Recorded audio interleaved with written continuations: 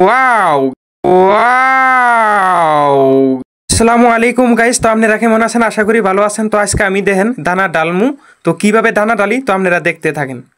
তো প্রথমে আমি এই যে 75 কেজির বস্তাটা পইরা আসিল সুতা করলাম। সুতা করে এই যে আমি হুতাটা খুললাম। তো খুইলে এখন আমি 75 কেজি দানা এই দেখতেছেন।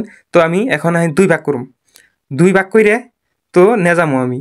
তো এই যে আমার 75 কেজি দানা দুই ভাগ করা হয়ে গেল গা। 75 কেজি দানা দুই ভাগ করলে কয় কেজি ওজন হয়? তো হে থানি ওজন আমি বর্তমানে যে নিয়ে গেতাছি।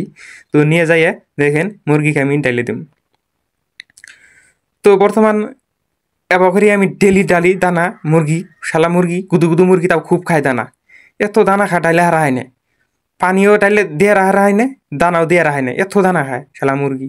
তো তাই তো কই যে 40 দিনে 2.5 কেজি করে কেমনে হয়? হ্যাঁ, 40 দিনে 2.5 কেজি করে কেমনে হয় দানা মুরগি থুকু? বুঝছেন না গাইস?